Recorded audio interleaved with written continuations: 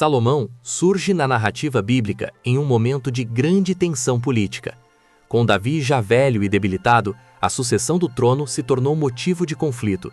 Antes disso, Absalão, meio-irmão de Salomão, havia tentado tomar o trono à força, sem sucesso. Mais tarde, Adonias, o filho mais velho sobrevivente de Davi, tentou se autoproclamar rei com o apoio de figuras importantes do reino.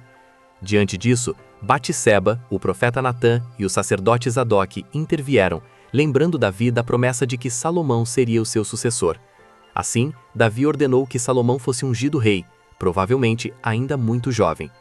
Após a morte de Davi, Salomão agiu rapidamente para consolidar seu poder.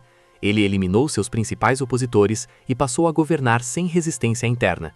Seu reinado durou cerca de 40 anos e marcou o período de maior prosperidade da história de Israel. No início de seu governo, Salomão teve um encontro decisivo com Deus. Em um sonho, o Senhor lhe ofereceu o que desejasse pedir. Salomão não pediu riquezas nem poder, mas sabedoria para governar o povo. Essa escolha agradou a Deus, que lhe concedeu não apenas sabedoria, mas também riqueza e honra como nenhum outro rei havia recebido. Pouco tempo depois, essa sabedoria foi colocada à prova em um julgamento que se tornaria um dos episódios mais famosos da história bíblica. Duas mulheres compareceram diante do rei com a mesma alegação. Ambas afirmavam ser a mãe de uma criança recém-nascida.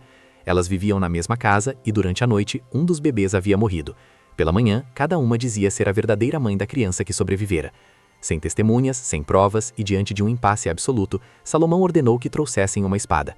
Diante de todos, o rei declarou que a criança deveria ser dividida ao meio, dando metade para cada mulher. Uma das mulheres concordou com a decisão. A outra, porém, implorou que a criança fosse entregue à rival, desde que permanecesse viva.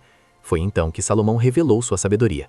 Ele ordenou que a criança fosse entregue à mulher que preferiu perdê-la a vê-la morrer, reconhecendo nela o verdadeiro amor de mãe.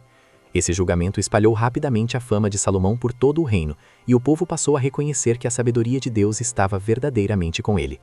Salomão então organizou o reino de forma estratégica, dividindo o território em distritos administrativos responsáveis por sustentar a corte real. Os registros bíblicos descrevem uma estrutura gigantesca, capaz de alimentar milhares de pessoas diariamente. Ele fortaleceu o exército, investiu em estradas, fortalezas e dominou rotas comerciais fundamentais. O comércio marítimo trouxe riquezas de terras distantes, fazendo com que a prata se tornasse comum em Israel e a prosperidade alcançasse nunca vistos. A maior obra de seu reinado foi a construção do Templo de Jerusalém, edificado no Monte Moriá, local carregado de significado espiritual. O templo foi construído com os materiais mais nobres disponíveis, e sua inauguração foi marcada por uma grande celebração e uma oração memorável. Além do templo, Salomão construiu palácios, salas de julgamento, fortalezas e residências luxuosas. Contudo, apesar de toda sua sabedoria, Salomão começou a se afastar do Senhor. Ele acumulou centenas de esposas e concubinas estrangeiras, que trouxeram consigo seus deuses e práticas religiosas. Com o tempo, o coração de Salomão se desviou, e a idolatria passou a fazer parte do reino.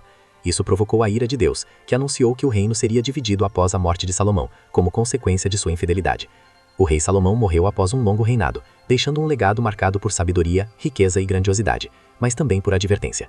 Sua história mostra que nem mesmo a maior sabedoria pode proteger alguém quando o coração se afasta de seus princípios. Salomão teve tudo o que um homem poderia desejar, mas perdeu aquilo que era mais importante.